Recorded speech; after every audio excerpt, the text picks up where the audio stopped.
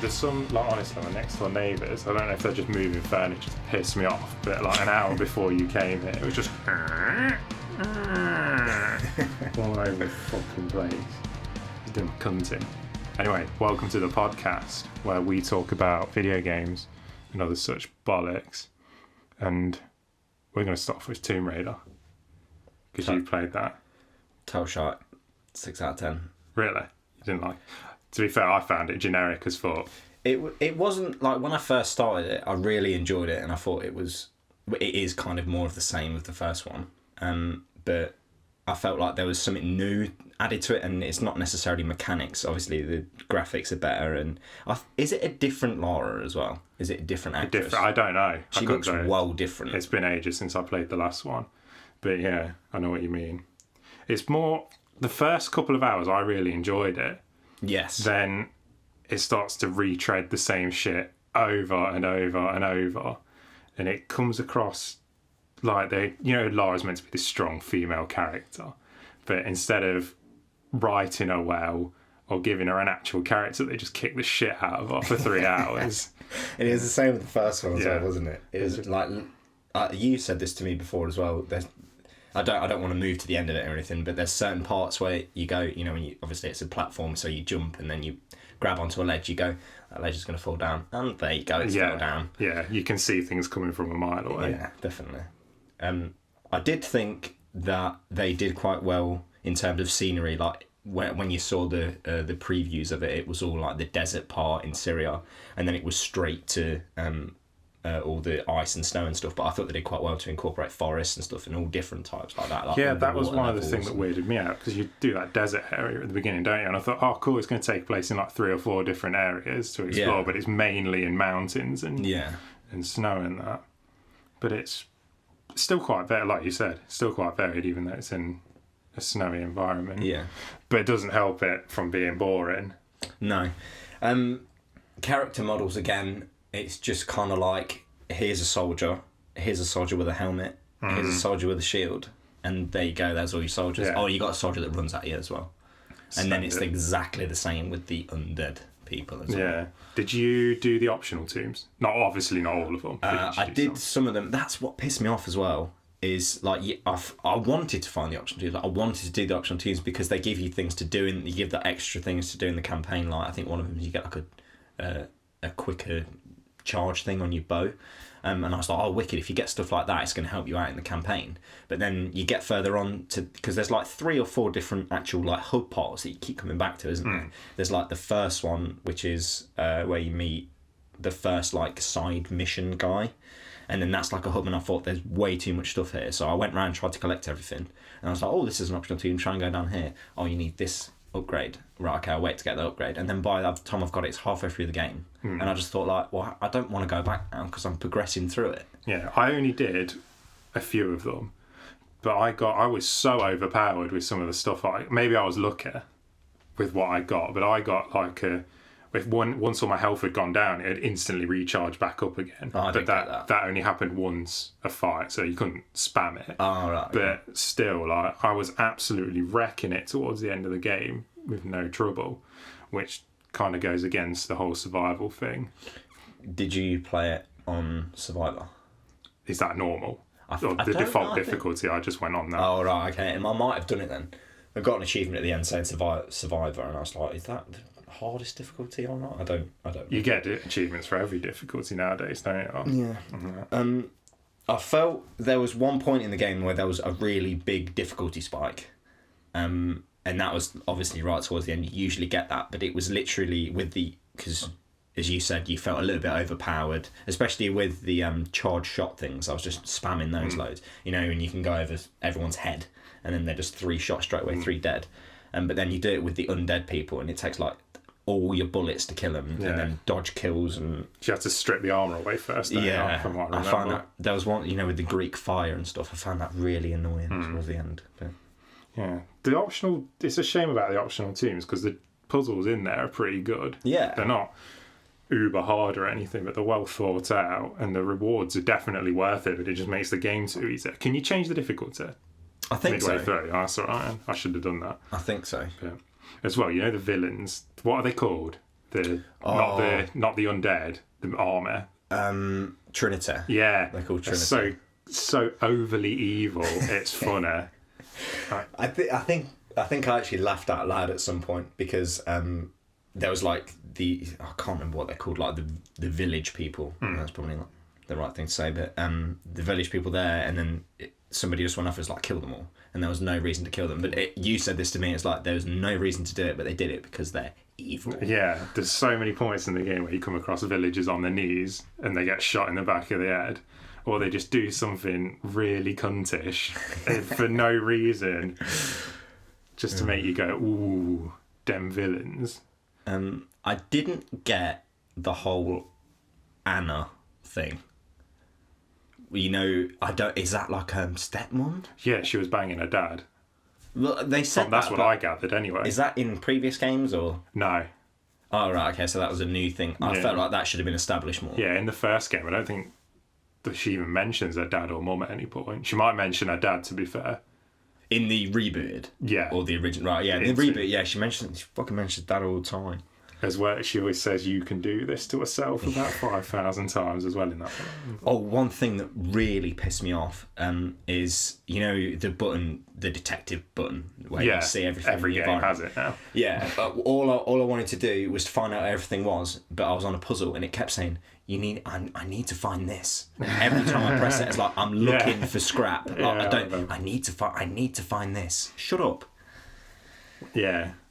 So she always blurts out the answer to the puzzle as well when you don't want it to. Yeah. And you're like, oh, thanks. Fucking there was some puzzles that I was genuinely stumped on there for a while. Definitely. It doesn't, as you say, like sometimes it holds your hand, sometimes it doesn't. You know, and I think they had quite a good balance of that until you keep mashing that button, and then she's just like, fire an arrow here, and then oh, okay. As well, the combat in the game, it wasn't bad, it wasn't good, but I found it really weird. I found it really hard to headshot people. Yeah, I quite like that about it, though. Yeah. But it's like, I don't know how to explain it. It's not like how you would imagine people to fight, if you know what I mean. Yeah.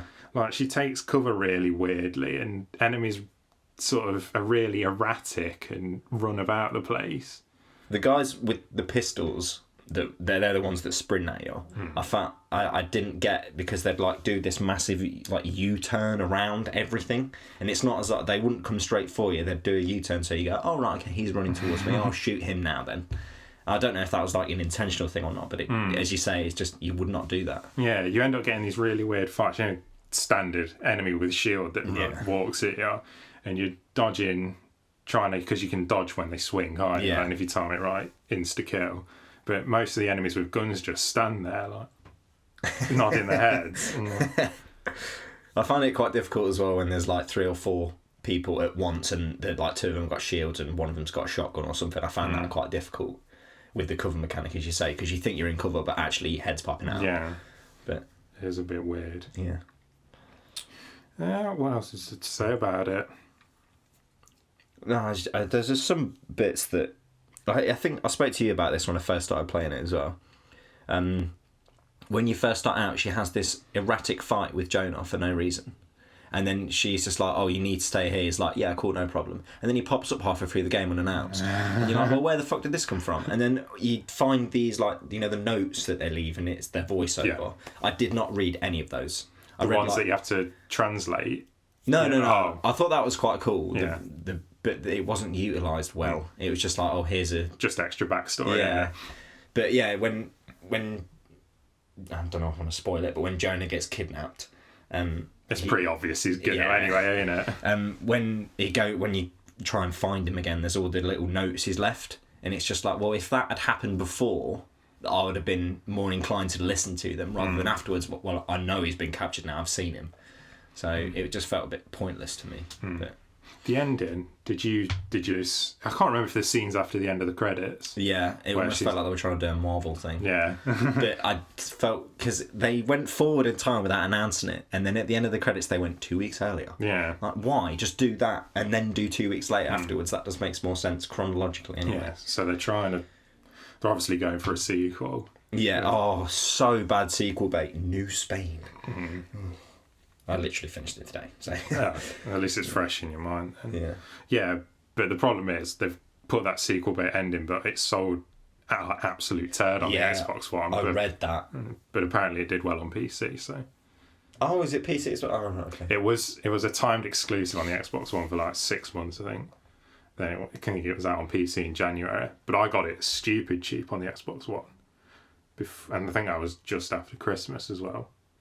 I know they undersold way under the first one. The first one was actually critically acclaimed as well as selling well. But they brought that out on everything, so it just goes to show exclusivity's a load of shite. Yeah. Which hopefully this new cross-platform thing's going to hopefully... Although that could spawn more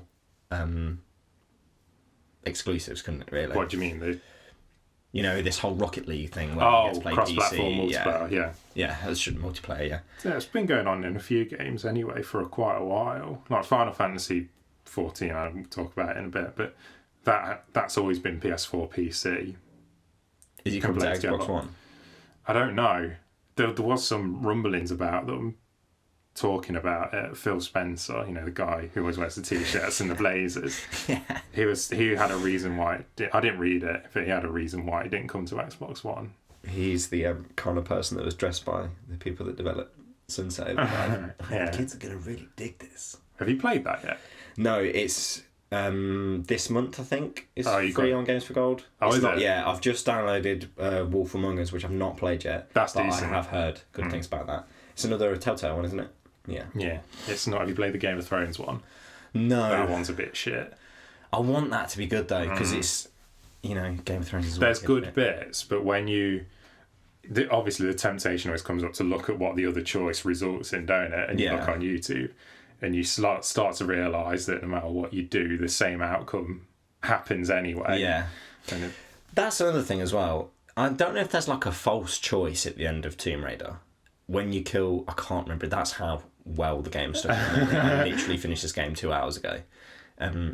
The guy that you kill, it begins with a K. I can't remember. Yeah, I know what you mean. There's a point where he's like on fire, and then you like if you point your bow and arrow at him, it comes with a reticule, so you know you can kill him, or you can walk away. I walked away, and I was just like, is there a choice? Like, does he come back? Is he meant to come back? I killed him and nothing. I thought, if there's a joint choice, is there a different ending? But there's not. So I don't get what that fake choice was for. Yeah, I don't know. Every game has a moral choice at the end now as well, don't it?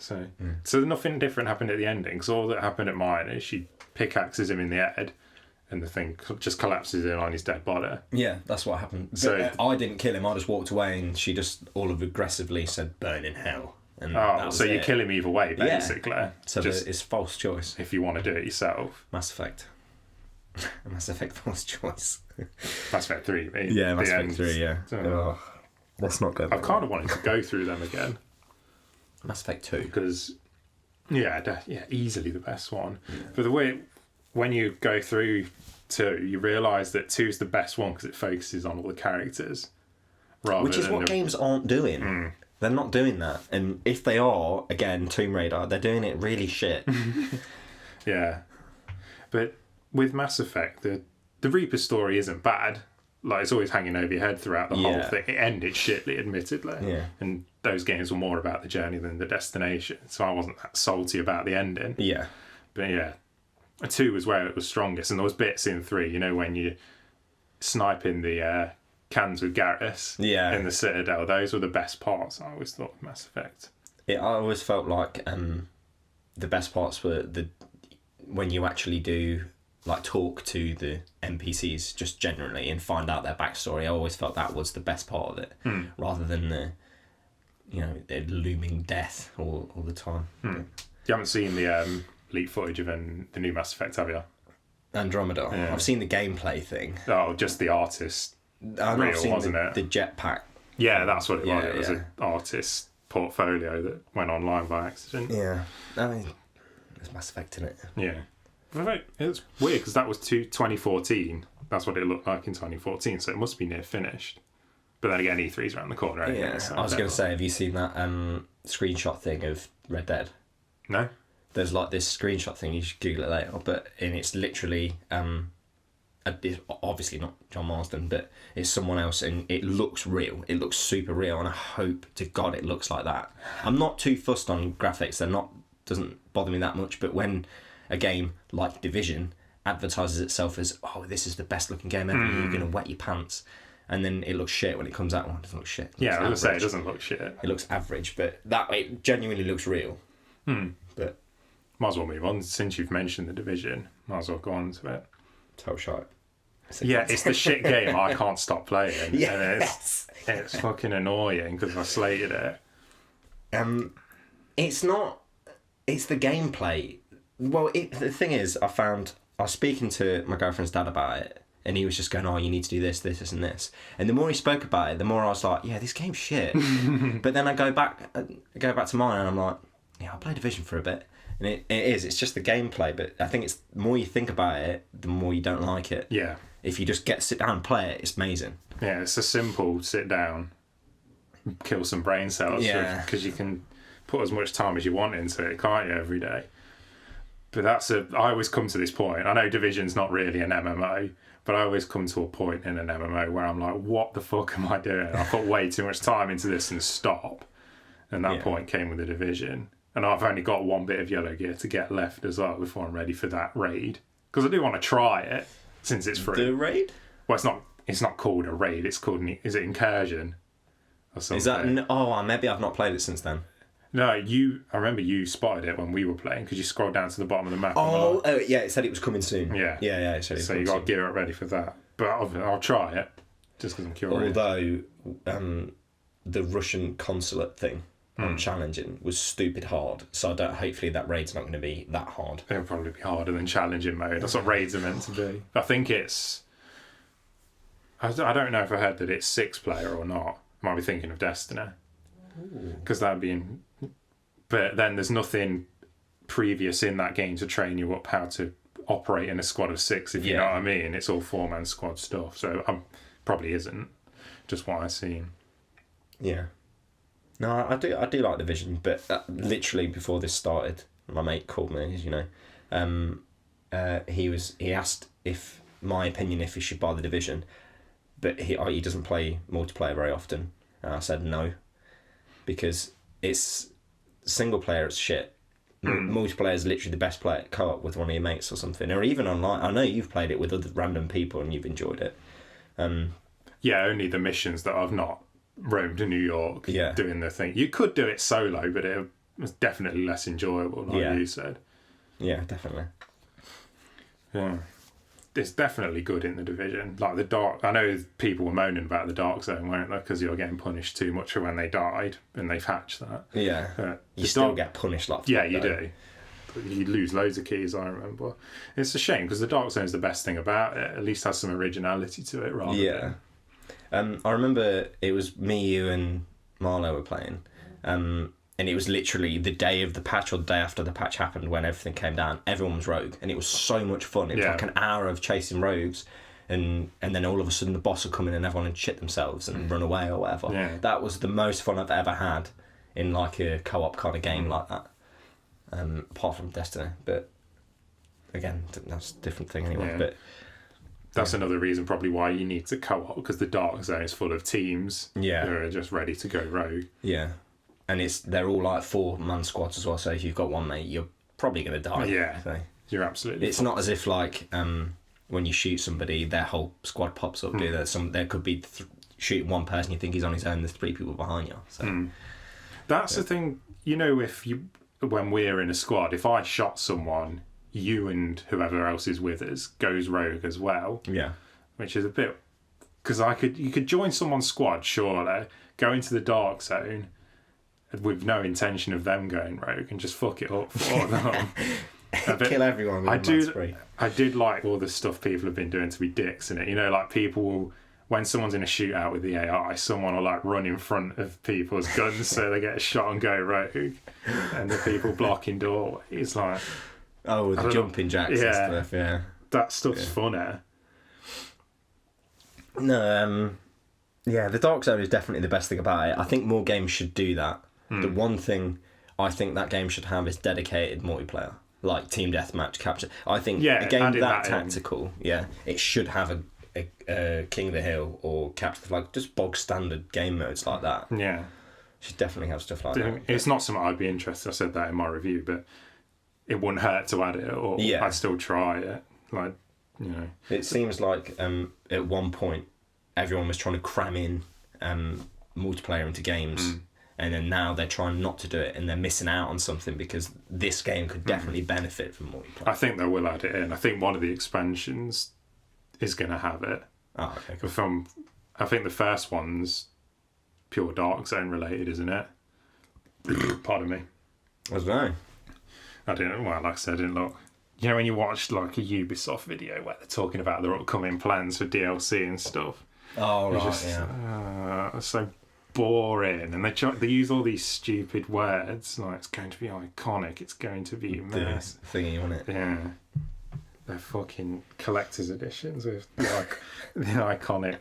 Oh, you can get. There was one in the Division, weren't there? The iconic leather jacket. Yeah, there's so many leather jackets that look the same. Yeah, it's the same.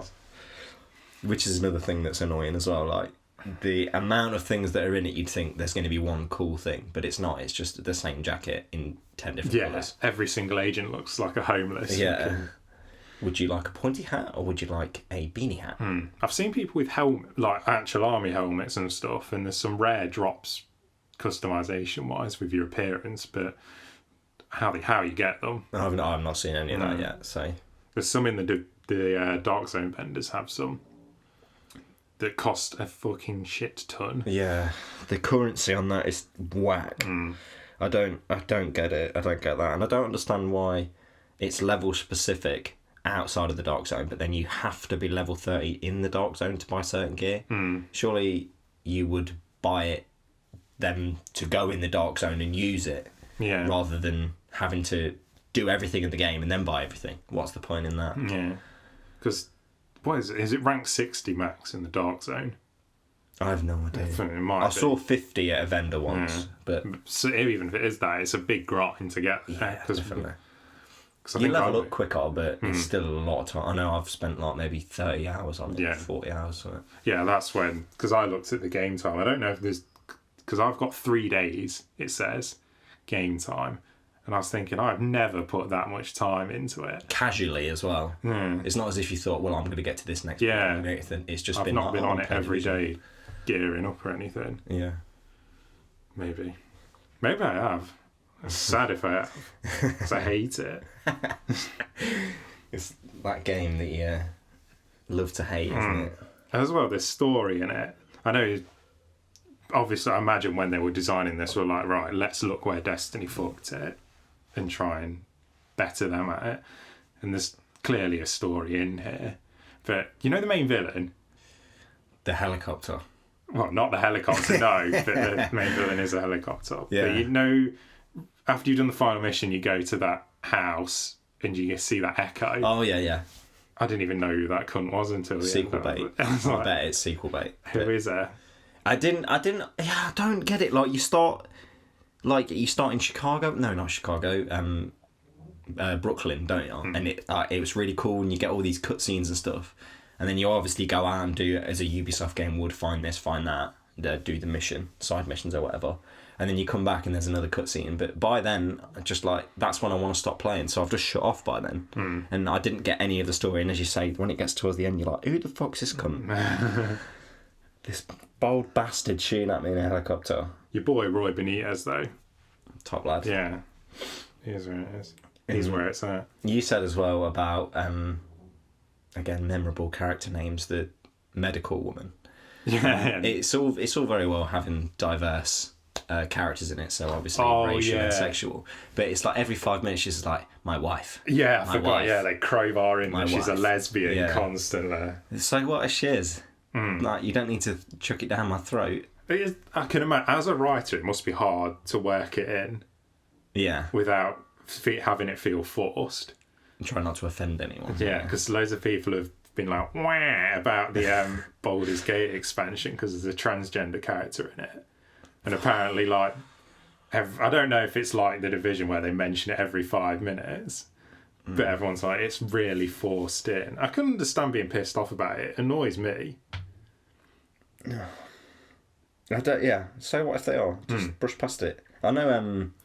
Saints Row 4 did that, or whatever one it is. You could be anything in that, though, your main character. And it's not like it purposely takes the piss out. Well, it does take the piss out of itself, but it's not as if it's trying to offend anyone by it. It's just saying, so what if you are? Play it. It's a game. Yeah. But at the same time, when it's put in there, I won't say to push an agenda, but it's forced in there to appeal to people that otherwise probably wouldn't play games anyway. Yeah. You know what I mean? But I bet you any money that transgender person you're going to kill is going to be an enemy. It's not going to be an NPC. No, it is. It's someone who joins your party. Oh, is it? Yeah. Oh, right, okay. At least I think it is. Anyway, I've not played it. I've never played any of the Baldur's Gates. Except Pillars of Eternity, which people are like, it is Baldur's Gate, but it's not. It's not like that. It's all right game, that. Recommend it. I know you were talking about shitey moral choices with Gun Raider. Yeah. One game that does do it well, Witcher 3. Shitty moral choices? No, I said, I mean... Oh, right, I said it does it well, yeah, moral choices. Yeah, well. I don't mean it does shitty choices. Oh, I love The Witcher. If I could have a baby, I want it to be Geralt. I'm not that I do want a child, but... I do love that game. It's such a good game. Yeah, I've got well into it, but I even bought the book. Well, the first book, because there's like 6 of them. Is the game based on the book? No, the books come before the games. Right, as far as I know. So it's not backstory for Geralt. Yeah, but the games aren't considered canon by the author. Something weird, I've not looked into it, but something weird went on, and the word plagiarism's been thrown about. Ooh. Like, yeah, I don't know what's gone on, but yeah, Geralt's not a completely different character, but he's quite a different character in the book.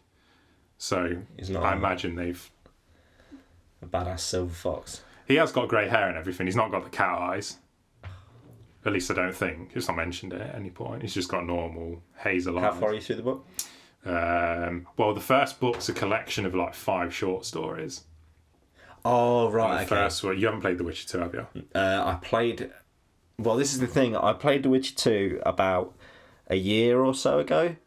And I really enjoyed it to begin with, and then I didn't learn it properly, and The Witcher 2 is more in-depth than Witcher 3 is. Yeah, the combat in The Witcher 2 takes some getting used to. Yeah, I put it down after a while, so I never actually... But you remember the king in the game, the one that gets killed? Yeah. The first story is basically how Geralt meets him. Oh, right, okay. And, well, obviously it's not the point where he becomes his bodyguard, like he is in number 2, but it's basically how he's introduced to him and how they know each other.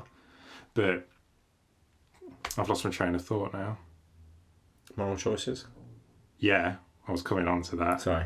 I was going on about how good it was. I bought the books because I was really into the story. I wanted to know how it went. And I forgot where I was going after that. Whatever, The Witcher 3 is really good. That was it.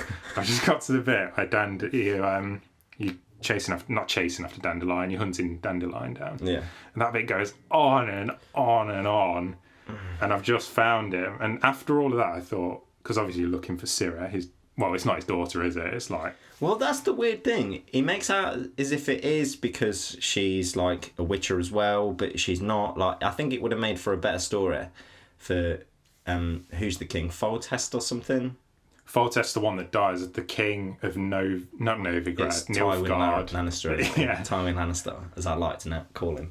It would have been better if Geralt was actually her illegitimate father, and Geralt banged his wife. That'd have been so much better. Yeah, from what in the books, it's so weird how Geralt becomes Ciri's basically dad. He does a contract for the Emperor of Nilfgaard, is it? Yeah. He's that cunt you see when you have to get shaved and learn to bow and all that. Yeah. That bit's pretty good. Yeah, they didn't really utilise that after that, did they? It's weird. It's not challenging or anything like that, but in most games you just charge through on your horse into the castle and just mash A at the cunt when you have to talk to him. Did you actually bow?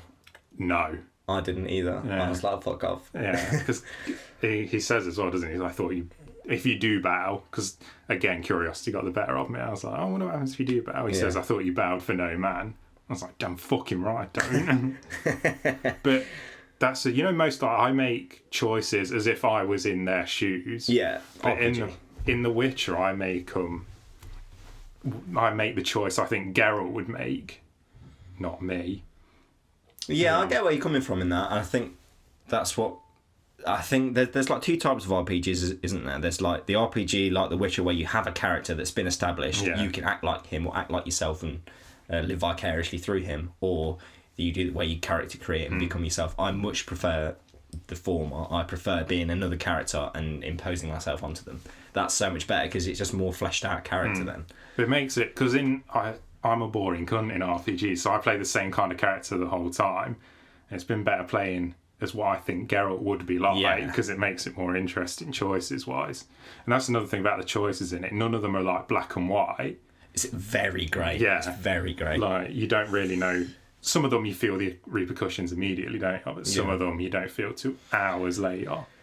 Like the tree one. You know, the one... Oh, I don't remember. I think it's been a long time since I played it. But it's basically when you either kill the tree or you let it go, let the spirit go into a horse or something.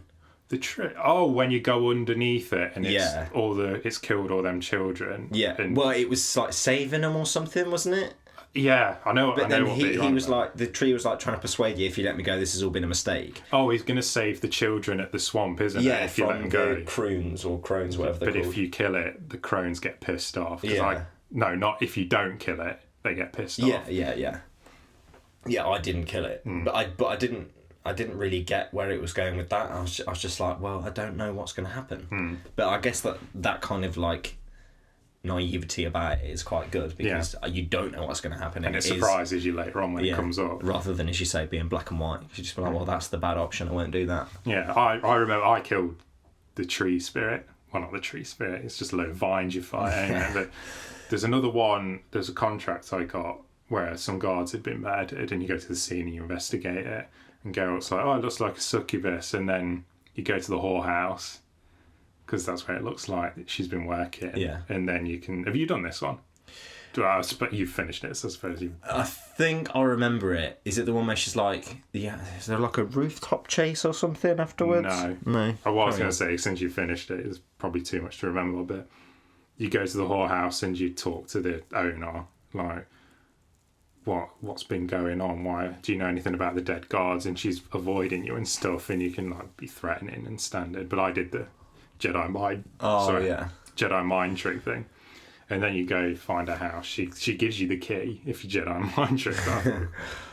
I've always found that in RPGs, if you put points into the, I don't know what you'd call it, the charisma, like being able to talk your way out of stuff, it's always helpful. Yeah. But you go, and she's like, oh, I killed them in self-defense.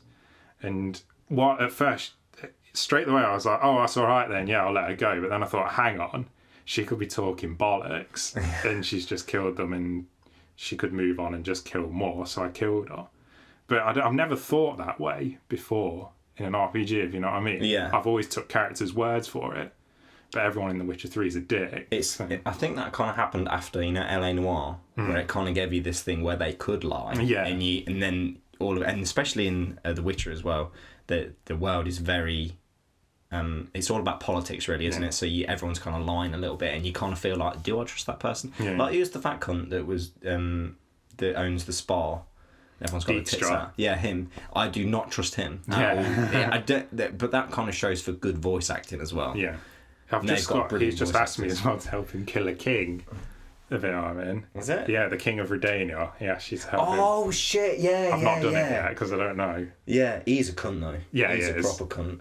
I remember when I was talking to him. So if you were Geralt though, you'd just be like, mind trick every fucker on the boat, stab him in the face, and just be like, it was you, and then mind trick everyone else and be like, see, look, this cunt. Yeah, like I said, I found Dandelion, and after all that, you think, oh, after all of this, he's going to tell you like where Ciri is, and he's just like, nah, mate, I don't know. And you're like, for fuck's sake. And Geralt just goes, oh, I'll go to Skellige then. But I'm just mopping up some side quests there before I go, because about a lot of what I've read, people say the game picks up a lot more after that when you get to Skellige. Oh, I can't really fucking remember it. Skellige, well, it's kind of like, it's obviously based on British lore. I know there's not about the crones. What's the little kid that's got like massive eyes? Oh, the Godlin. Yeah, that's it. That is based on a old English folklore thing actually in Leicester. Really? Yeah, it's based on it, and there's like crones around him, they took his voice and stuff. It's actually based on somewhere in Leicester, which is pretty cool. I found Skellige is like Ireland. They all have an Irish accent. Novigrad is the town, is that right?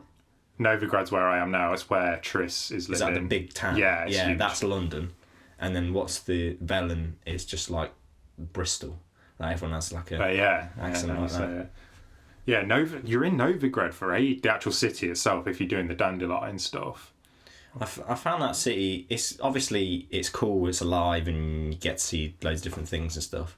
But it's really annoying when your objective is behind the house and you have to go all the way out of Novigrad to go around a fucking tree and then come back. Yeah, it's refreshing to get out in the world again after it all. Yeah. Because so many games don't do this. When you're out exploring the world, when the wind picks up, the trees start swaying. I was like, you know what? Not enough games do that. It's really immersive. I saw an article about like graphics and stuff in games. Did you, at any point in The Witcher, just stop and go, "This is fucking beautiful"? Yeah. The only problem I had with it, the draw distance is a bit. What you're playing on PS4? Yeah, there's a bit of. I wouldn't call it fog. I suppose I could, but it's quite far in the distance. But sometimes it's a bit distracting. But it's a well nice looking game. Probably the best thing you're gonna get on console. Yeah, definitely. I mean, usually you get really good graphics in racing games, but I don't play racing games. But, that's definitely the best graphical game I've ever played by far. For me, I don't really care. Yeah, exactly. I prefer the better gameplay experience, but The Witcher's got a good gameplay experience, so it just complements it really. I really hope. Well, this is what I love about The Witcher so much is that you've got this overarching storyline, and like you say, in Mass Effect, there's like this doom or gloom thing, and you've got to do this straight away. With this, it's not. It's kind of like, she's missing, but it's cool. You can go off and do other side things, and that's where the game picks up in the side missions because they're so deep. And I remember there was this one, you might not have played it, and again, like because the world's so big, I could have a totally different experience. Yeah, I was about to say that. Yeah, which is amazing because then there's just two. I played a totally different game to you, but we played the same game. You know? There was this one side mission where there's these people praying this pedestal and they feed it, and Geralt's like, "No, this is bullshit, mate. What's going on?" And then you end up finding this fat cunt living underneath it. Oh yeah, I've done that one. That was wicked, and I thought that's so much better than like escort missions and that kind of shit. Go here, pick this up, put it in this place, and there you go, you're done. But that's actually Fallout's on the list, but that's what I've grown tired of in Fallout. Like as an exploration kind of game, Fallout's great. Like you'll come across all these cool looking locations and stuff, but there's nothing interesting to do in them, is there? Yes, absolutely. There's nothing to. It's just visual. It's just like, here's a fucking, that massive building, that tall one. Like you go in it and think, there's going to be something cool in it. There's just one mission. Bandits. That's it. You just go in and shoot these cunts and go. And then everything that would flesh out the story is on a terminal, which is just, shut the fuck up. Just tell me it. Give me a cutscene or something. That was Metal Gear Solid 5's biggest sin. Putting all. Have you finished it? Completed it, mate. Yeah. There's a bit all the way through that game. You get all these audio logs with the extra story bits on them, and if you want the most out of it, it's pretty essential to listen to them. But when you're on mission in Metal Gear Solid, as you know, you try and play the tape while you're just doing stuff, but then there's the enemy forces over the radio gabbing off, Miller, Ocelot, and loads of other stuff, and so the only thing you can do is listen to them in the helicopter while you just sit there. Yeah. And you think, well, why didn't they just make a cutscene with it? I know people moaned about it in Metal Gear Solid 2 and that, but that was always its charm. I really enjoyed Metal Gear Solid 2. Yeah, it's my favourite one. Yeah. Metal Gear... See, I played Metal Gear Solid 3 really late. I played it when it came out on Xbox 360, when they did the HD. double... Yeah, and they did... Never played Peace Walker, though. Is that what it's called? Peacemaker or whatever? Peace Walker. Yeah, I played like 2 minutes of that and I thought, nah, mate, this is shit. Yeah, Peace Walker's... That's what follows on... Sorry, not follows on, that's before Metal Gear Solid 5. Oh, yeah. Nothing... I wouldn't say anything really that essential happens in it. Because that's the only thing. That's what I noticed as well. Is villains in anything like Looney Tunes or whatever, they try a plan, it fails once, and they never do it again. Whereas Metal Gear Solid addresses that, they fail it, and they just do it again because this is a wicked idea. But kind of all the way, like Solid Snake is the pawn, all the way through the series. He's actually working for the villains without realising it. But he's not. He's working for the good guys who are actually working for the villains. Yeah, it's such a mind fuck of a game. It hurts thinking about it. Did you read the David Haight thing? Oh, that he's the thing of him and Kojima. Yeah, they're going to have a UFC octagon fight. He'd kick his head in as well when he David Haight. He looks mean as fuck. I'm sure he's a nice bloke. But... And that, I remember you saying, you might have put it in your review actually, they hired Kiefer Sutherland and they barely fucking used him. Yeah, There's so many instances in that fucking game where you go, reply then. Yeah. What are you doing? There's that bit, do you remember the bit where you get in the Jeep with Skullface and he's just going on and on and on and Snake's just sitting there and you're like, say something. He even asks him questions and Snake just keeps it stuck. Yeah. Like, why? But I think that's why, the whole Kojima leaving Konami thing. I think they got Keith Sutherland in to do a session. He recorded what he could. It was, to be fair, he's good. Yeah, he's It's good. always weirded me out that Big Boss and Solid Snake have had the same voice anyway. I've always wanted different. I've wanted David Haight to be Solid Snake and someone else as It's Big not Boss. like a massively different voice. It's slightly different voices. They sound somewhat similar, so it is believable that they're the same. Yeah. I know it's believable in a way that they're clones, but Liquid and Solidus have different voices and they're clones. But I was going on about Keith Sutherland, weren't I? Yeah, sorry. I forgot where I was going again. You were saying Keith Sutherland was a good voice actor. He was good. He came into Konami, recorded a session, got what he could done, and then Kojima probably went back to Konami and was like, look, we need Keith Sutherland to come in again to finish the rest of the lines, and they were just like, no, there's no budget for it. Yeah. And I think that's why he left. There's probably more to it than that, but I think that's one of the reasons, because it's pretty clear that game wasn't finished. There's been people have found that Act 3 in the cutscene and in the code and stuff, hasn't there? I think that's in the this games come with so many different special editions now, so I couldn't name which one it's in, but there's a Blu-ray on it, and you can watch that, and it just gives it a more complete ending to the game. See, there's certain things that weren't addressed in that game, and I don't mind if it's not addressed and you have your own opinion about it, if it was like a solo game or if it was like a finished product. But with like the little kid that I'm assuming that's playing Psycho Mantis, like there's nothing to say it isn't, there's nothing to say it is. What the fuck happened to that kid? Yeah, that's what that actually kind of clears up as well. Like when I first saw him, it sounds stupid. I was like, oh, that might be Ocelot, and I was like, that's not Ocelot. Liquid, you mean? Oh, sorry, yeah. Yeah, because obviously in 3 in that. And then I was like, well, who's this cunt then? Who the fuck is it? Like, what does he have to do with anything else? He takes off Metal Gear. Is he another? Is it Raiden? Like. Yeah, because that's the point actually. Psycho Mantis does nothing to the plot really, except for mind controls Liquid, don't it? When he's on Mother Base, is it called Mother Base? Yeah, I don't know. I raised Metal Gear 5 from my memory. Fucking fuck that game. It feels like a side. I'd have no problem with that game really if it was not a spin-off, a side game. If you know what I mean, not a full-on numbered sequel. What, as in like it was just like Metal Gear Solid Phantom Pain out for PSP or something like that. Yeah. Nothing wrong with it being on PS4. If it was just called Metal Gear Solid: The Phantom Pain, didn't have the number 5 in it. Because there's all this talk of like, it's the missing chapter. You're going to see how Big Boss became the villain, but he doesn't. Yeah, technically he's not even in the game, is it? He's in it for about 5 minutes at the beginning and at the end. That's another thing as well. people cracked what the whole story was before it even came out. Yeah, years before it came out. They're like, the medic's actually a clone. Yeah. And I was like, yeah, bollocks. Then I finished the game. I was like, nope. That's really how a shit writer Hideo Kojima is. I didn't get as well, like, I know it's like kind of dipped in fantasy a little bit, it's not like, it's kind of grounded in realism, but there's a man that's on fire who can take bullets to the face.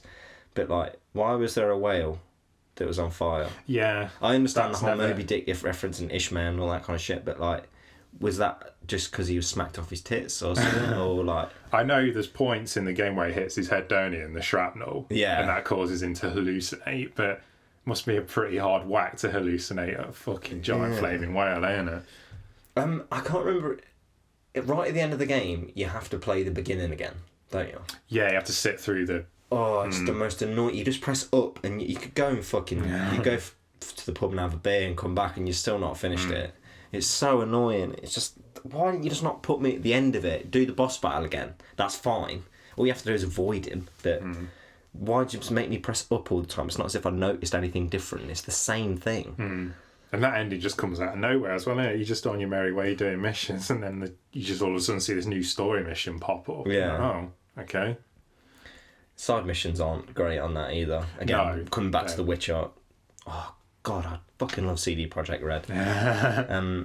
Yeah, that it's just like, oh, go here and pick this up, shoot these cunts, take this outpost. But then you go back to the outpost later. Oh, more cunts there. A bit. Well, I pissed myself laughing. You know, the Man on Fire is Volgin from Metal Gear Solid 3.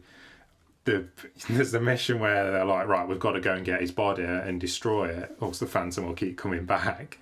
And they're like, oh, he's in this base, his body's in this base. And I went there and I thought, I've invaded this base at least 20 times throughout the whole game doing side missions, and his body's just lying in the middle of like the courtyard, and I was like, fuck this game, fuck it right in the ass.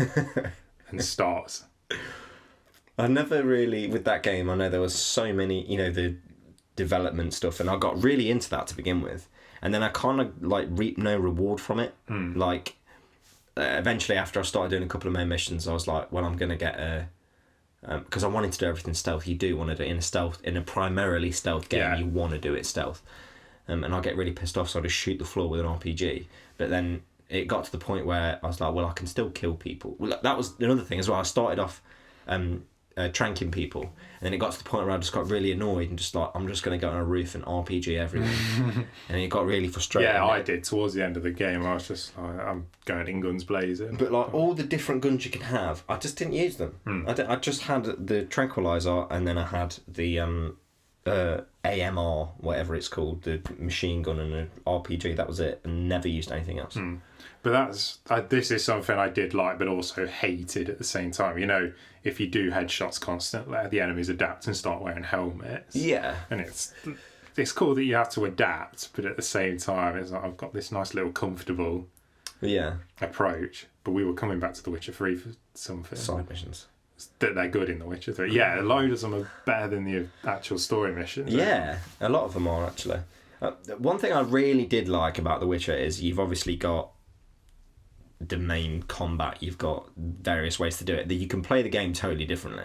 Obviously you can use magic or you can use swords or whatever, but then you've got the little bits in between where you have Ciri, and I thought that was an amazing change of pace, because you are this awesome like badass motherfucker. Literally just last night I did the bit where where you're escaping as Ciri and Dandelion gets caught. He tells you the story just after you find him.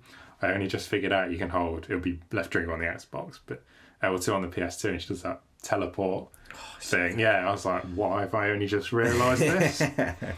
You get 3 powers, I think, or 2 powers. I can't remember. Yeah, you get 3 types of powers, and they're pretty much the same thing. Yeah, because I was getting battered as Ciri before that. Really? Yeah. Well, not all the time, but that one quite early on where you have to fight all the wolves. Yes. And you're transporting that little girl. I got the shit kicked out of me so many times. See, like when you were saying it'd be really nice to have that Metal Gear Solid Phantom Pain as a side thing. I think a whole Ciri game as a side thing is like a hack and slash. Yeah. That'd be a wicked game. I'd buy that 10 out of 10. But I know you kind of find out what she's been up to during that. I've not finished it yet. Sorry. It's all a dream. No. Is it a good ending without spoiling it? Just out of interest. Or does the ending change quite a lot on what you choose? Not really. You kind of have a solid... Again, it's like you were saying earlier, it's not a black or white, it's a very grey kind of thing. But it's all right. It kind of like there's this massive world that's been established, and then as you come to like the last third of the game, it's like, bang, there's the ending. And you're like, what the fuck? Let's flesh it out a little bit more. But actually, there's the DLCs come... Well, there's one DLC come out. And I don't know I know the Hearts of Stone isn't after The Witcher 3. Oh, right. No, I don't mean... it's not after the ending of The Witcher 3. Right, I mean, right, got you. it's during the time. I will don't know if definitely Blood buy and those. Wine fleshes it out a bit. I don't know. But again, it's probably one of them games that's more about the journey than the destination in the end anyway. Yeah, definitely. It's, Which is very different, I felt, with Fallout 4. I felt that was more like, because he was just always like, where's my son? Like Batman. Where's Rachel? That's the thing about Fallout 4. If you're a parent and you actually want kids, I suppose that motivation's there. But for me, I don't give a shit. I don't care about marriage or kids. So I was like, well, what's there for me? Yeah. Like, at least in Fallout New Vegas and 3, you could role play and be like, well, I was a courier, but I'm also a psychotic murderer on the side and stuff like that. But on Fallout 4, it's hard to do that kind of stuff, especially with the limited dialogue options you get. Just yes, no, sarcasm. Also, with that game, Bethesda announced that there's going to be mods for consoles. What the fuck's happened to that? Yeah, I bet that. That's why I got it on Xbox One over PS4. I could have got it on PC, to be fair, but I distrust PC games at the minute. Did you see that new watch paint dry thing? Watch paint dry simulator. I've not seen it. The amount of crap. I don't understand how that got green lighted. I really don't. Yeah, I think a lot of people see it and go, "Oh, lol, joke game," and just green light it. And it must be annoying for people who've actually put time and effort in and grafted, and it just doesn't get green lit. Yeah, it's a shame. But my problem with PC games is that PC there, I know it's not turned on, we're recording on the laptop, but that PC on paper shits all over the Xbox One and PS4. But if I put, say, not The Division actually runs really well on that, so I won't talk about The Division, but I don't know what game did I try? If I tried to Rise of the Tomb Raider on that and tried to get it to look as good as it does on the Xbox One at the same frame rate and everything, I probably wouldn't be able to do it. Probably really? Be a smooth, yeah. And you can blame.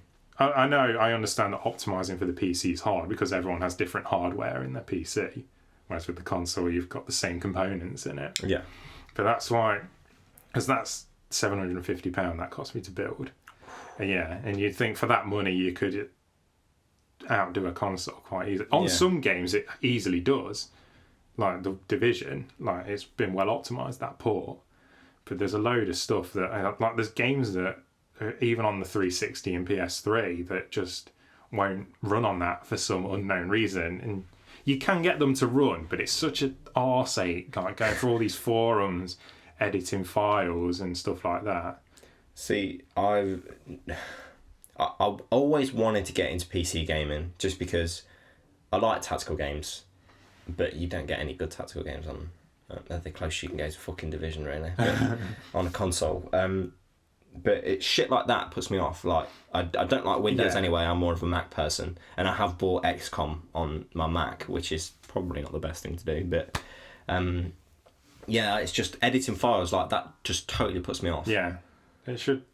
I mean, if you're fine with it, it's perfectly fine. But I know in this day and age, there's no guarantee that when you put your game in a console, it'll work. Yeah. But at least with a console, you don't have to go through all that. But at the same time, £750 for that sounds like a lot. But with the price of PC games, I kind of make the money. Yeah. Make the money back, but over the long term, it's probably less of a cost. Yeah. I'd like to see someone who's actually full on broke it down. Console versus PC cost. I'm assuming the main thing uses Steam. Yeah. To buy things. When games come out on, because as I say, I'm not a PC gamer. When games come out on release, so let's say for instance, Quantum Break, that's been released on both, hasn't it? Is it still £40 on PC, or is it? That's a good shout. It's only on the Windows Store though. Of course. Windows 10 exclusive thing. Yeah. To be fair, I've got quite a lot of physical. This is another thing. With a physical thing, do you put it in and it works? No. You still a have lot to of them, install it. like XCOM 2, The Evil Within, Divinity, Company of Heroes 2, Borderlands 3, I could keep going. But all of them come with Steam codes in the thing. You can install it off the disc, and then put the Steam code in, and it will just update the game through Steam. But yeah, I don't know if the disc. I don't know. Like, I know Steam's probably not going anywhere anytime soon. Yeah. But if Steam went away, I don't know if I could put in, say, Divinity and install it off the disc and play it. I don't know how it would work. Because we were speaking about this before, the fucking good old days when you could just whack a disc in, you get an 8 megabyte update, and then bang, you're playing the game. But now you have to wait 4 days. And yeah, I mean, I know XCOM 2. I can't, if I could find the case, but it's in there somewhere. On there, it says you do need Steam. You actually need it. Yeah. So if I went to the shop, right, I bought a PC, didn't have a Steam account, I went and bought XCOM 2, I would have to create a Steam account. That's pretty bullshit. Sure. But you have to create an Xbox Live account to play any game, really, true, don't I you? suppose, yeah. And Steam's, there's nothing wrong with it. No. Other than the Steam shovel shite that gets put on it. Where were we? On The Witcher. Then Fallout. Then we're like, sorry. Went off on a tangent. Here you go then, right. Xbox or PS4? I don't care. Does it not bother you? No. I want both. I don't understand why PS4 is better than Xbox. I like the Xbox One controller more. I still prefer the 360. Yeah, the 360 controller is better. Hands down. I don't know this is something I've been meaning to talk about for a while. I got the launch PS4, the launch model, and when I got it and received it, I thought, this feels really cheap and badly put together. And after a year, it broke. Yeah. Because I'm still convinced that it was the update that bricked it, but whatever. I bought a new one, and I got it out of the box and thought, this doesn't feel as cheap and as badly put together. And I remember I phoned Sony when my one broke, and they were like, I can see you've got one of our launch consoles. And I thought, cool, they're going to be like, yeah, you're loyal. We'll give you some better treatment. And I'm like, we would like £160 for the repair, please. I was just like, straight down with the phone. But obviously I bought that second hand as well, because I was like, I ain't giving Sony any more of my money. Yeah.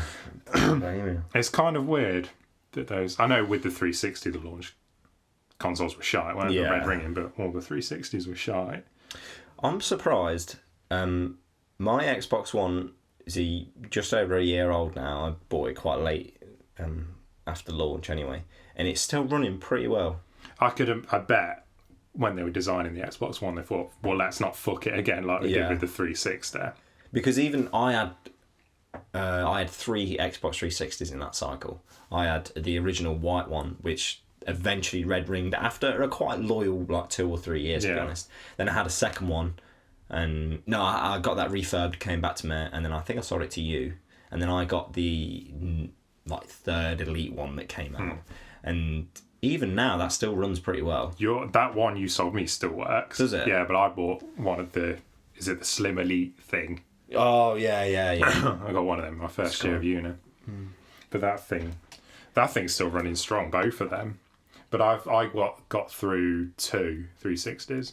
And what's stupid about them repair things, it's the same when I had my 360 and the PS4 now. If they repair it, if it's in the year warranty, they'll repair it for free. Yeah. When they send you a new console back or the repaired one, the warranty doesn't start again. Yeah, I don't understand why they don't do that. Which is, especially if it is a new console, because surely it should be even if it's a refurb, you get that with an MOT on a car, don't you? It's not as if, well, actually, you're out of MOT now, so you need to buy a new one. But my Vita, the same thing happened with that. That broke.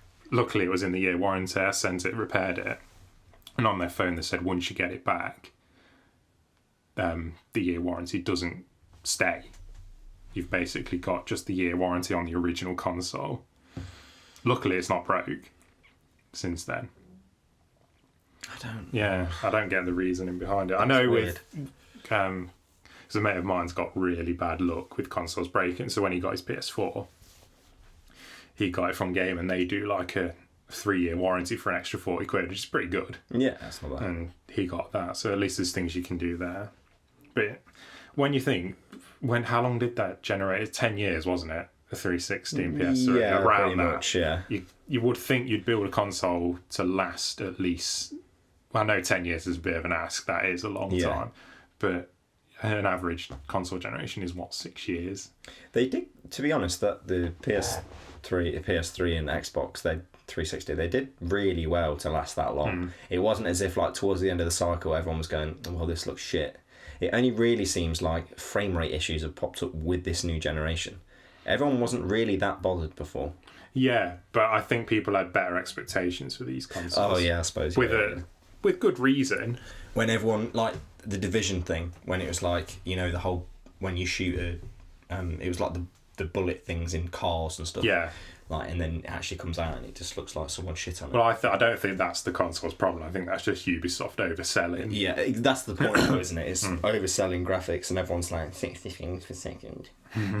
So, with the 60 frames thing, I'd rather have a worse looking game and have 60 frames because it is better. It's not, but if a game's at 30, I'm not going to cry about it. Yeah. I don't really mind that much. If I'm honest, I've got 20/20 vision, right?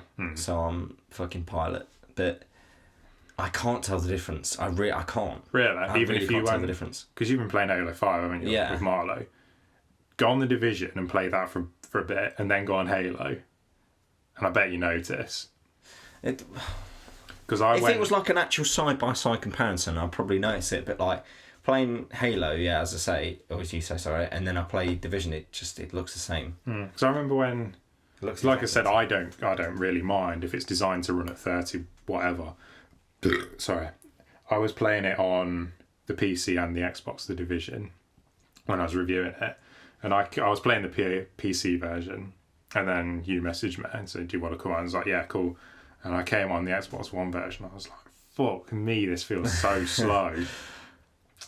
But that's probably because I was on it for probably like 3 hours before you messaged me. So you've got Division on PC and Xbox? Yeah, I got given it. No, I got given it on PC. Right, okay. I was also going to say as well, is it the same? Do they transfer, or you got a totally different character? Totally different character. Yeah. I think it'd be cool. I know they've done that on. I wish you could transfer the character. I think they've done that on Quantum Break. What, transfer saves? Yeah, you can play between the two. You can play. You can carry on from where you are. It'd be nice if you bought it for the Xbox One. You got a copy on PC as well. Yeah, well, I think that's what they have done with Quantum Break. Yeah, you get a free PC version or you get a free Xbox version if you buy the PC, whatever, vice versa. I was going to buy and review Quantum Break, but I don't know. Something about it looks a bit naff. See, what stranges me, there's the hype train was quite running well last year, really, like around E3 kind of time. They announced it. It's like, oh, this is new Bullet. Everyone's going to compare it to Max Payne. And then I watched Video Gamer TV, you know, and they were just like, yeah, it's just not. It's not Max Payne. It's like Max Payne, but it's not Max Payne. And it's just like when somebody compares it like that, you think, well, it's not going to be that good a game, really, is it? Yeah, I don't know. I don't think it does games any favours comparing them to studios' other work. Like, clearly Quantum Break's its own beast. Yeah. Just judge it on its own merits. Yeah, I find that quite hard, though. I'm not a reviewer, you know. But, like, playing Halo and stuff, especially this new Halo, I'm going, this isn't like Oh, COD, yeah. I know COD. with a series like Halo, I think it's fair to judge Halo 5. Yeah. I think Halo 5, it's fair to judge it by Halo 3 and 4, because compared to them, I think it's a bit shit. Oh, Halo 3, motherfucker, was the best. But I think we spoke about this before as well, is the whole thing where you look down the sights now. It's just become Call of Duty, but it's not Call of Duty. And the multiplayer in Halo 4 is... Did I just say Halo Floor? Halo Floor. Just Master Chief mopping shit up. But yeah, the multiplayer in Halo 4 is just COD, isn't it? Yeah. Really tight maps. Warzone's quite good. I've been playing that with Marlo. Yeah. Excuse me. No, that's quite good. I think it kind of like had its cake and ate it as well with that. It's Call of Duty in terms of gameplay, Halo in terms of like zero gravity jumping, but it's also Battlefield and Titanfall. It's got NPCs as well. The card system in that ruins it. The more I play it, the more I like it. I hate the microtransactions. Yeah, I hate microtransactions anyway. But the people in that who pay for the high-end card packs definitely have more fun because you get banshees and other flying vehicles, and you can absolutely annihilate in a banshee on that. Yeah, definitely. But then again, kills don't. That's what I quite liked about it. Kills aren't rewarded as much as, say, defending an objective or capturing something. What I did like about it, that as well, is on Warzone anyway, you have how many Spartans you've killed, how many elites you've killed, and how many bosses you've killed. No deaths. So you're not going, oh, well, I'm on a 0.4 KD, or, oh, yes, I'm on a 4.6. It's just, if you feel like you're having fun, you're having fun. Yeah. Which is what gaming's about, isn't it? Yeah, fucking gaming's declining, so let's just copy card can fuck right off. Have you seen this Call of Duty set in space? What the fuck do you think about that? To be fair, I'd like it. When I read it, I thought, it'd be like Moonraker kind of thing. I think it's definitely somewhere. The only problem with it is, after that, where the fuck can they go? Yeah, I was going to say. It's like Mario Galaxy, they've gone into space. Then it was like, where now? It's going to turn into some weird dating sim. Unless the space part's just a small part of it. Like it was in Ghosts, I suppose. See, Ghosts. What a fucking shite game that was.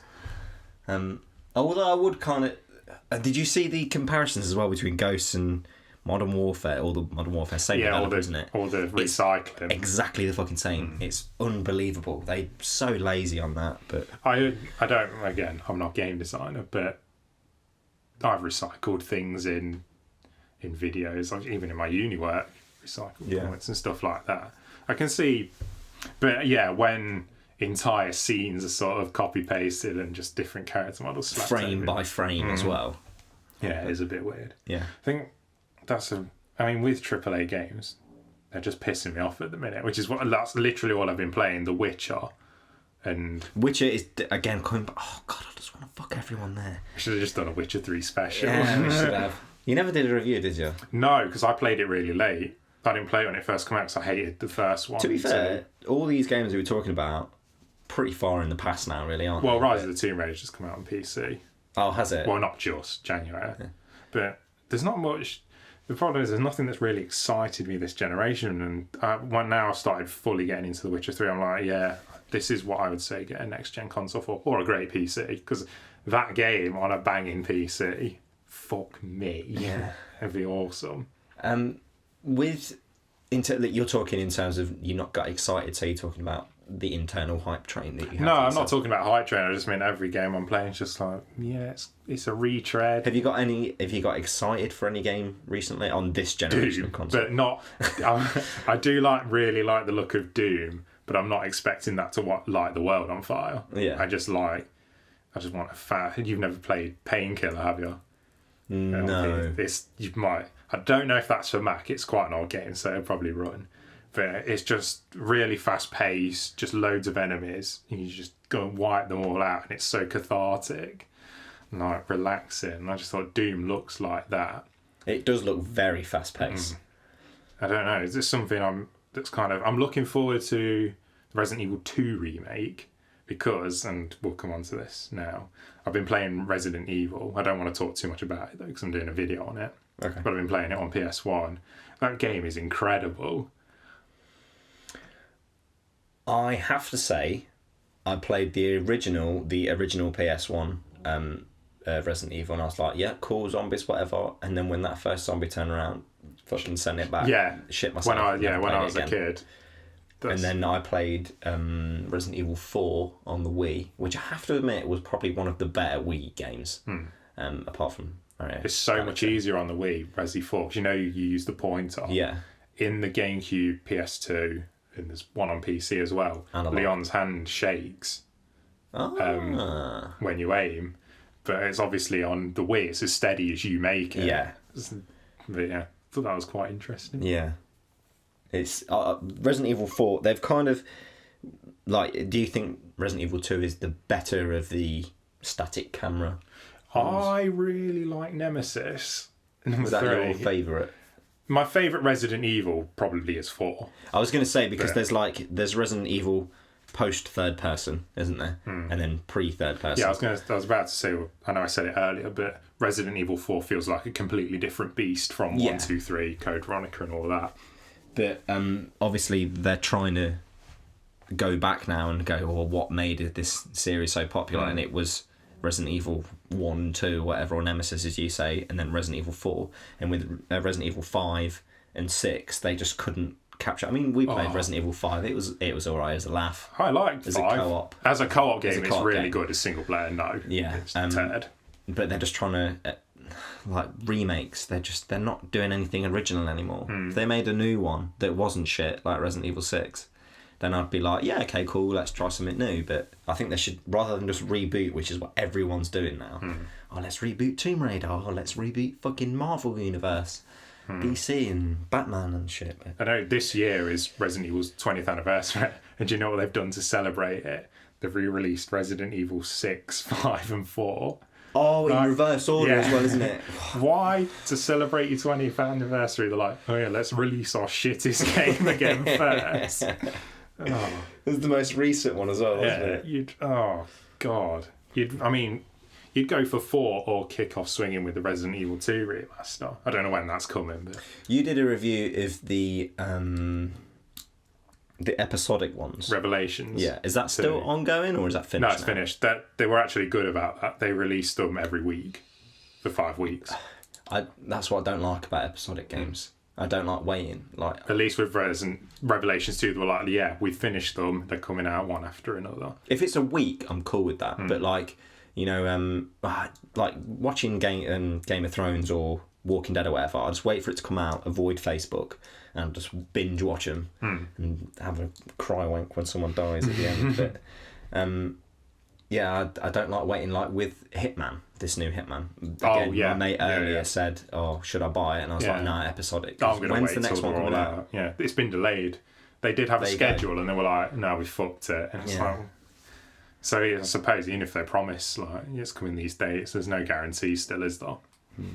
But yeah, I do really want to play it because it looks really good. But again, I'm going to wait for it to all come out because it'll all be on one disc for cheap when it's all done. Yeah, it's not as if you're going to miss anything or miss an ending spoiler or anything because it's Hitman. He's obviously going to survive.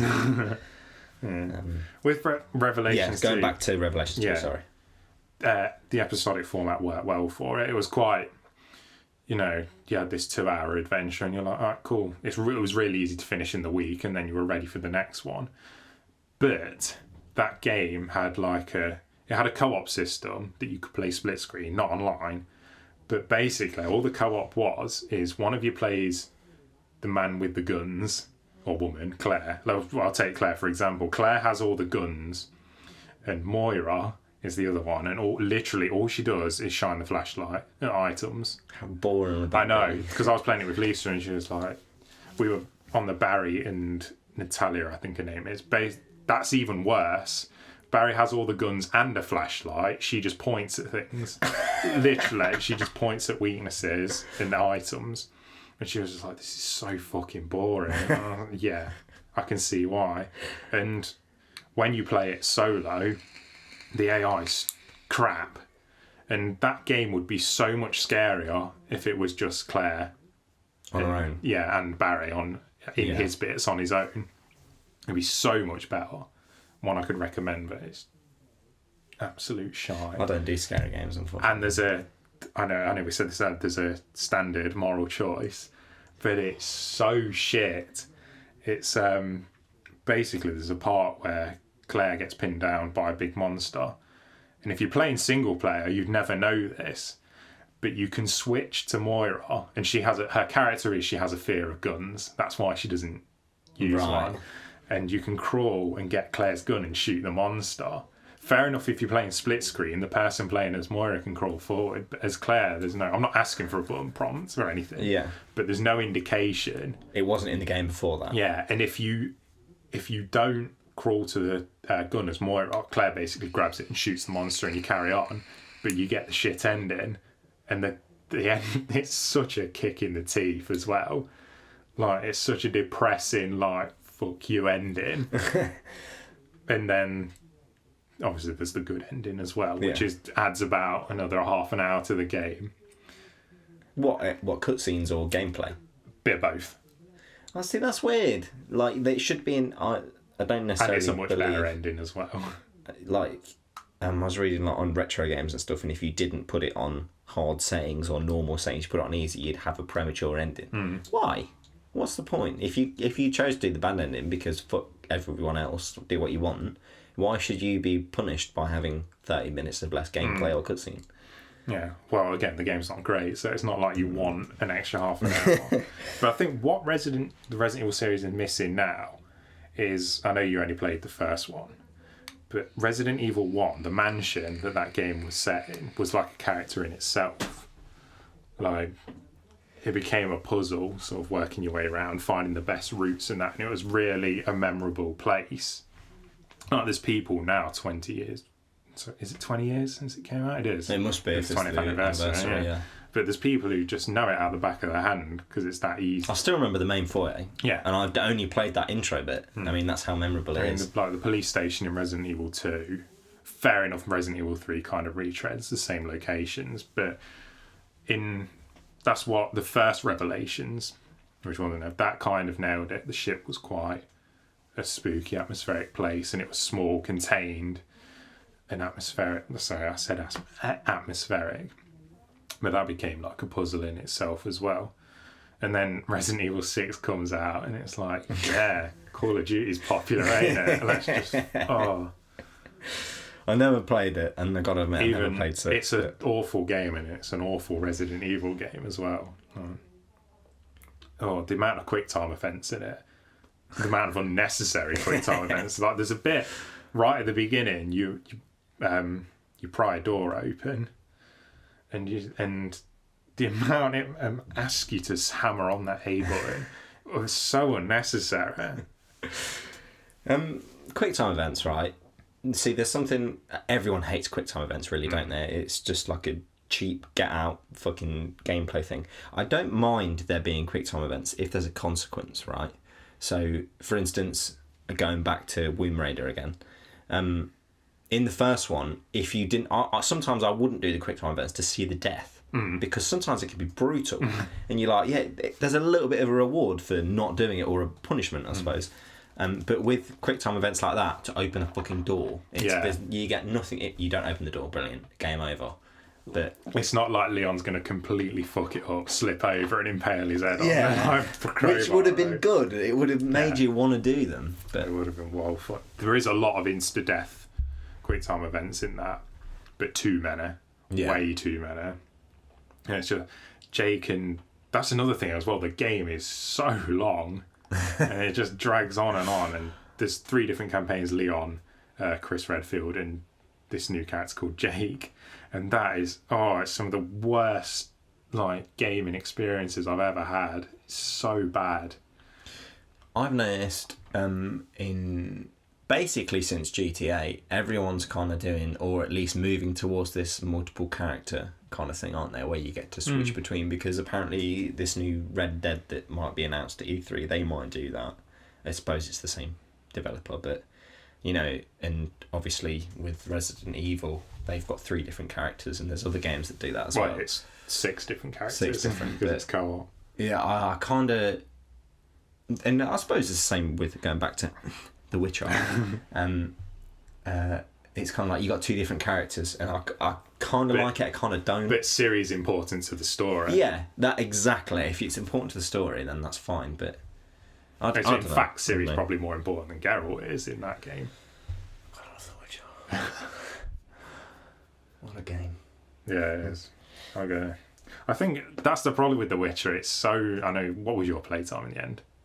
It was like 2 to 3 days, I think. Yeah, a full-on game time. And I don't see myself... Like, I love it, but I just don't think I have the time to full-on finish it. See, but this I want is the thing. to. I finished it almost a year ago now. That's what I was going to say about hype trains and stuff as well. Let me just quickly go back to that. I was not excited for The Witcher at all. I didn't like The Witcher 2 really, so I was just like, yeah, okay, I'll play it, whatever. And then I played it, and I jizzed everywhere. It's an amazing game.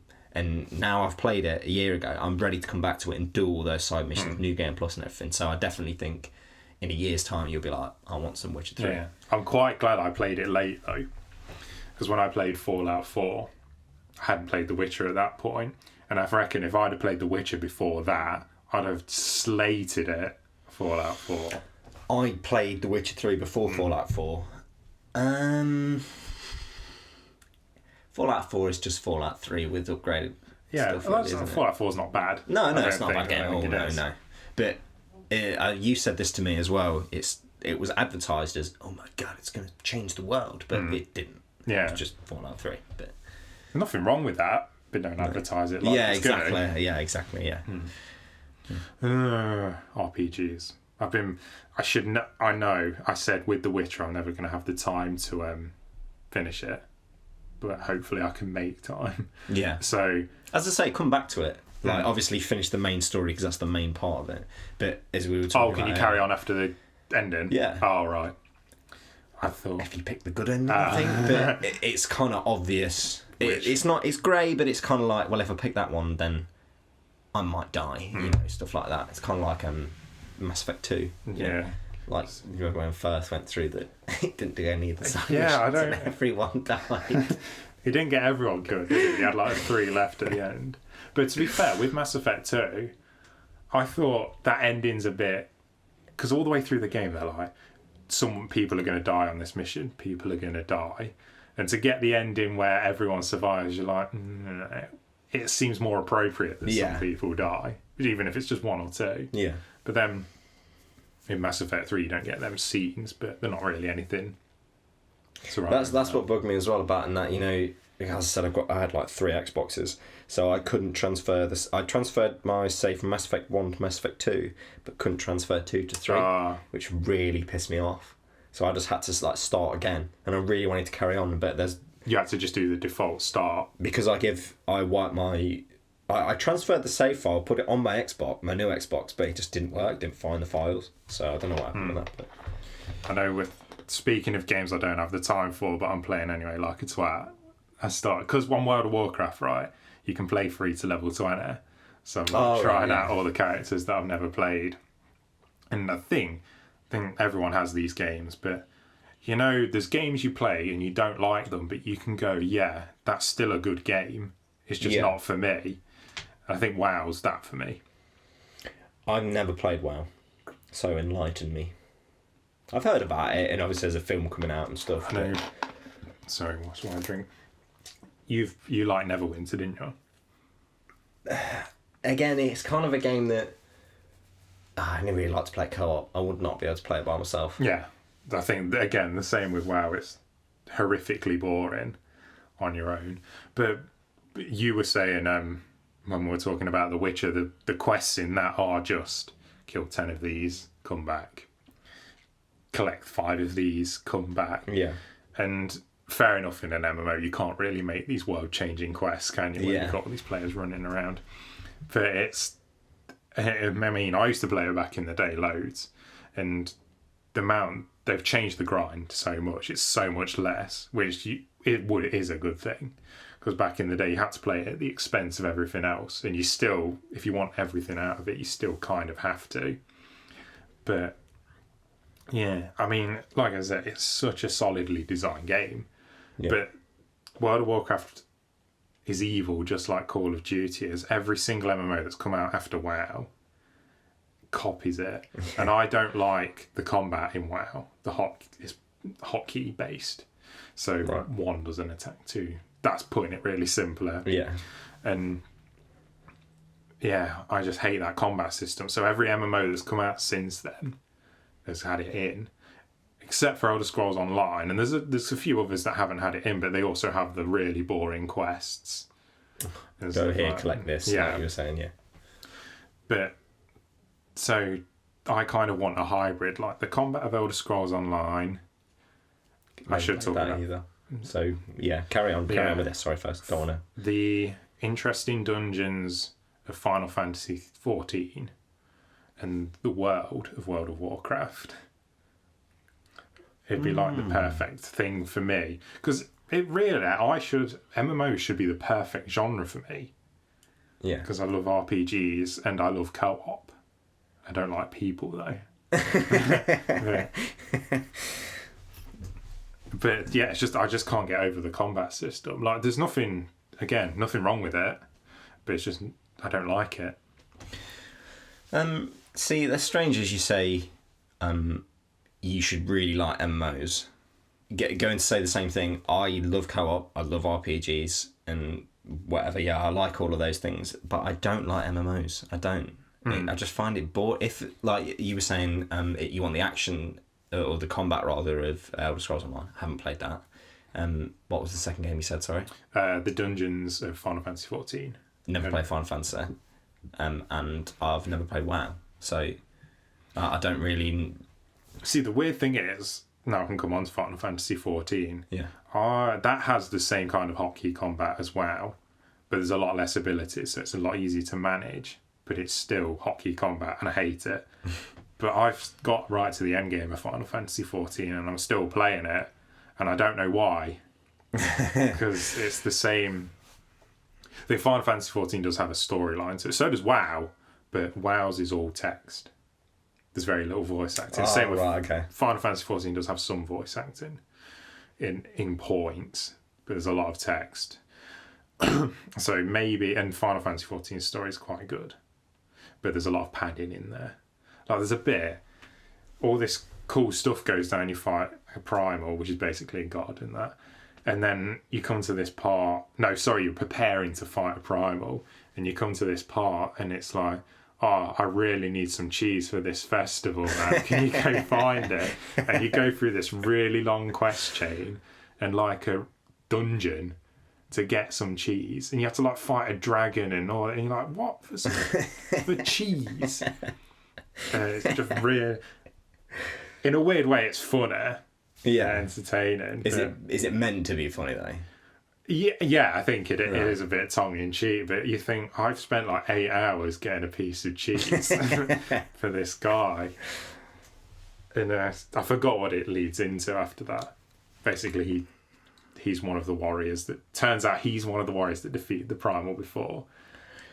So, Final Fantasy is no longer turn based. No, it's hotkey. Yeah, well, 14's an MMO. So okay, 13's. We don't speak of 13. I have heard that across the board. Yeah. I don't know what... I mean, Final Fantasy 15, I haven't played the demo yet because they've just brought it out. But everyone keeps saying, oh, it's really like Kingdom Hearts. And it's like, yeah, but why? We've got Kingdom Hearts for Kingdom Hearts. Do something with Final Fantasy 15. I don't know what they have against turn-based battles because... As I was saying, I don't like Final Fantasy, right? But I liked Child of Light. Did you ever play that game? I've got it, actually. Child of Light, yeah. It's a good game, gets boring after a while, but I quite like that. That's turn-based combat, and I obviously like Pokemon. But I don't like Final Fantasy. And Stick of Truth, yeah, I like Stick of Truth. But I don't like Final Fantasy. I've tried to play it, and I played 7, I think, for like an hour or two, and I was just like, this is shite. But I don't understand why. It just does not engage with me. I think there's things to do with the art style, the dialogue, the characters of Final Fantasy that probably turn people off, to be fair. I know I can see why people don't like it. I know there's a lot of people that do like it. Yeah. But yeah, Final Fantasy 14 being an MMO, obviously you can understand it has a completely different combat system because a turn-based one obviously wouldn't work in that. But a turn-based MMO would be pretty cool. You'd have to manually get into combat. Yeah. But the cool thing about Final Fantasy 14 actually is when it first came out, I don't know when it was, but it was utter shit. Like, it was broken all over the place. And then Square Enix was just like, look, we've got to fix this, take it down, and let's redo it. And they did, and it's a cracking game now, which is something to commend. At least they're right they're wrong. Yeah.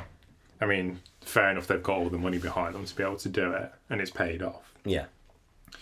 But yeah, I don't know what it is about Final Fantasy 14, why I keep playing it. I don't know, it seems to respect your time. You know, like, you can put 10 minutes in and get something out of it, or you can put 5 hours into it and get something out of it. Yeah. Which is what you don't get with Division. or other RPGs. Oh, fuck like The Division. Like, see, the more you talk about it, the more you hate it. Yeah. But you play it and it's great. I've just got that chess piece to get. That's it. And I've grinded and I just keep getting gloves.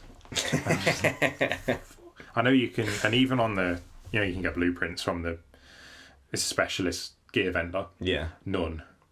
He's like, I check every day. And there's none. I'm just like, what am I doing?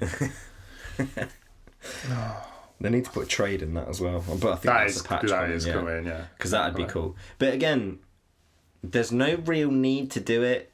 Like in Neverwinter, there was a trade system. I think. I can't remember. I think there is. There is in every MMO. The trade system's there because you choose a class and you have to stick to it. But in Division you don't. So the only really reason you're going to trade with someone is one of your friends to get better gear. But trading with a randomer to get better gear isn't really going to work unless you trade a gun for the higher piece of chest armor or whatever. But it'd be so much better if it was you were spec'd in a certain thing. I'd much prefer that. Yeah, I know what you mean. They might rebalance it and do that. But like, I know it's kind of what you just said, but sure, like I'm level 30 now. If I had a friend who just starts playing as that comes in, I could have a set of level 30 gear waiting for him. Yeah. Really rare stuff. Yeah. Which kind of cheapens like everyone's had to do all this grinding. Shoot and loot, isn't it? Yeah. Everyone's had to do all this grinding and then someone can just come in and get all their mates to give them gear. But it's whatever. Division shit, you shouldn't play it anyway. I think that's everything covered, isn't it? I think so. It's all more than I've got on there. Final Fantasy X HD, but I'll leave that. Are you doing a review of that? Well, no, that last video I just did about 5 reasons why Wok is the best Final Fantasy character. That's the only reason why I was playing Final Fantasy X. Yeah. Because I finished it. I played it again last year and finished it. And it's a game I've gone back to a few times, but going back to it again this year, I remembered everything. Because, when you go back to it again, there's quite a lot you forget. Yeah. You're like, oh, this bit's good. But with Final Fantasy X, I was almost saying the dialogue. I don't remember that much of it. But yeah, 10's a good Final Fantasy, but I noticed in that game there's a lot of cutscenes and a lot of breaks in the action, and it can get really annoying. Is it right? Because Metal Gear Solid 2 that has a cunt load of cutscenes. Yeah, but that's to be expected. That's in it. But would in terms of that breaks up the game, that breaks up the gameplay quite a lot. Is that the good kind of break, or is Final Fantasy X? At some points in 10, yeah, it's a good kind of break because there's quite a deep plot going on behind it all, and it's good when they sit you down and kind of explain. Yeah. But there's some scenes that are just, there's no better way to put it really, but they're shy. It's just weird. Like, I know have you heard about the ha ha ha ha scene in Final Fantasy X? Is it the no I've not. It's so stupid. But basically, him and the girl he's gonna bone later on, they're like, she asks him like, "You alright?" And he's like, "No, I'm awful." And she's like, "Look, as people who are about to save the world, we've got to keep a brave face on for the people of the world. So you got to learn to smile, even if you aren't happy." And then that happens, and it's fucking horrible. And then it goes, "You've also got to learn to laugh out loud, even though you're not happy." And they do. Oh, it's horrible. People will know what I'm on about. Bad voice acting. It's not. I mean, the voice acting's all right in the game. It's just. It is how you would imagine someone laughing, even though they're not finding anything funny. Like a really sarcastic laugh. Yeah. If someone told a shit joke, it's that kind of laugh, and it goes on and on and on, and it just you start cringing into yourself slowly. Yeah. One game I have played recently is This War of Mine. Is it any good? I've not played it. I played about 4 hours of it, and then I sent it back, and realised. So it wasn't that good then. It's a good game. You got to put. It's basically like a survival game, and it's a brilliant concept behind it. It's basically about so instead of being the soldiers in a war and you Call of Duty it up, you're the other side of that, so you're civilians, and you've got to survive, and you obviously there's combat involved, but it's like you've got to scavenge, and that there is a really moral choice in it. I remember I went to this home. It's you have like a hub in a house and stuff, and you can't get, as far as I know, you didn't play enough of it to know that, but people come in like, do you want to trade? Can you help me out? Is it worth my time? Because you've got to manage sleep, food, and then you've got to scavenge at night in these various different places and stuff. But then you can get attacked while you're out, so you've got to put people on guard. So you've got to make people sleep in the day and at night, so you can go and do things around the home in the day and stuff. It's quite a good management system. Yeah, I was gonna say it sounds like a lot to micromanage. Yeah, but I remember I went to this one house and I walked in and I was just flicking through some stuff, and it was an old couple. And it's kind of like silhouette-y, limbo kind of style. Yeah. So you don't really know who they are. Are they going to attack you? That kind of thing. And I was like, hey, stop looking through that. That's my stuff. And I was just like, fuck off. I'll tell you what I want. Because I'm a heartless bastard. And then I took it all. And then I went back. And then the main character one of the characters sat down. She was like, I can't believe I robbed from old people. And I was like, oh shit, I've just robbed from some old cunts. And then I went back there and they were dead. And I was like, oh shit, like, I took all their guns and stuff. Was that like a scripted event, or was that just... That was my choice. I mean, encountering them old people, was it a predetermined point in the game, or was it just you out exploring? You get like 3 or 4 different places to go at a time. And then every time, you're only allowed to go one per night. So then you can go to a garage, or you can go to an army barracks, or you can go to a trading post or whatever. And then when you come back, that's the night over. Then it's the day micromanagement. Then you go out and scavenge again. So you can go back if you want to. But then they remember you and they're like, get the fuck out of the house and stuff. But yeah, I went back there afterwards and they weren't there, and I was just like, shit. But then it kind of has repercussions, because you can either like ask them to join you, I guess, in a way. Again, 4 hours gameplay. But surely that's more mouths to feed. Exactly. So it's about this micromanagement. I started off with a cook, a woman who's good at like bartering, and a guy who's good at running, because the combat involved is kind of stealthy, kind of not. So you can take people out. If you get caught, you can just bowl it to the exit and you're fine. But yeah, I found that you can get it on the phone, so I was just like, I might as well download it on the phone. Did you? I know they brought out an expansion that has kids in it. Did that come with what you got? I didn't see any kids. I didn't see any kids. There was one point as well. Going back to repercussions. So I stole from a hospital. I stole medical supplies from a hospital, rather than, because the people that were at home that were sick, they weren't strong enough to go out and scavenge in the night to go to the hospital, so I had to bring stuff back. And then the woman got really depressed because she stole from this old people. She'd killed an old man somewhere else, because I'm a heartless bastard. And I just thought, that's me, she'll deal with it. But then she sits down in the day and doesn't do anything, can't move, I can't do anything. So then she's tired, and the next day she's depressed. They have a depressed meter, and you have to keep them happy as well. And I definitely recommend playing it. I personally didn't enjoy it, but I can see why people do. So when you said that you were playing as that woman. Yeah. Right. I thought, so you have to make decisions that will hopefully not affect them psychologically. I think in a way you have to make something. Yeah, you have to make difficult choices. That's the whole game, really. Yeah. You have to make difficult choices. And they're civilians, they don't want to kill, but you have to kill. Can you eat the dead bodies? I don't think so, no. I don't think so. What's the point then? You can set like traps to catch animals and stuff, but that sounds pretty good. Yeah, it's very, very micromanaging. I know. I played it for 4 hours straight. I didn't put it down.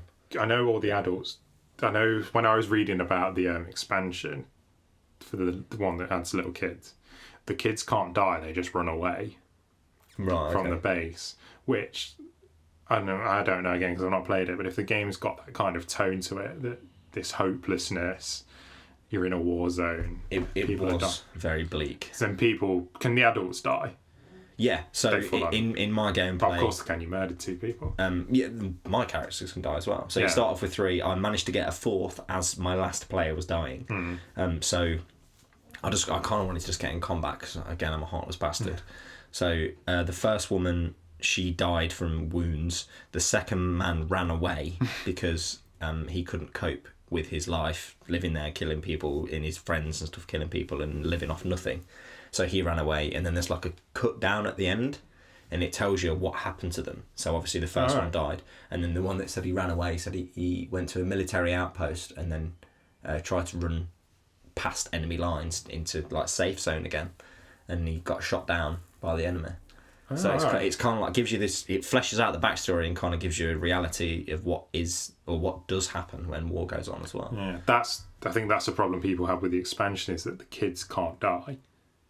Like, I know, I can understand it's a sensitive thing, but if you're going for that kind of tone, and trying to bring that message want it across, to be gritty, yeah. But then again, I suppose with like the Division, you can shoot dogs, but you can't shoot people. Yeah. Well, you can't shoot the civilians. Yeah. You know, at one point in the Division as well, just another reason to hate it. there was these couple fighting in the streets, and I thought, I've got to intervene here. And like they both got pissed off at me, and they're like, "Hey, what you doing?" It's like one trying to break up you from killing each other.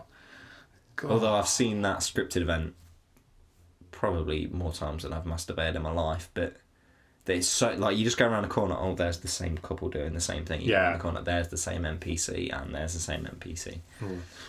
We'll end on this as well. Another reason to hate the Division. You know, when you do supply drop things, there'll be a group of enemies guarding it. You take them out, and then it's like warning, hostiles incoming. But then they run up to the supplies they were just guarding and start shooting at them and trying to blow them up. And I was like, why? In a New York that's been quarantined and supplies are scarce, why? Would you destroy supplies? There's no explanation either, is there? Yeah. They were just... And they prioritise the supplies over you. It's surely like if they just killed you, the supplies are theirs. Yeah. So you hate the Division? Yeah, well, like I said, it's the shit game. I can't stop playing.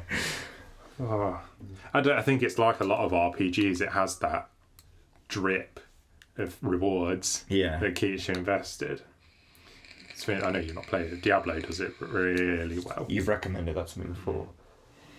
Again, one probably to play co-op, but it's perfectly fine solo. But anyway, we'll end next. My throat kills.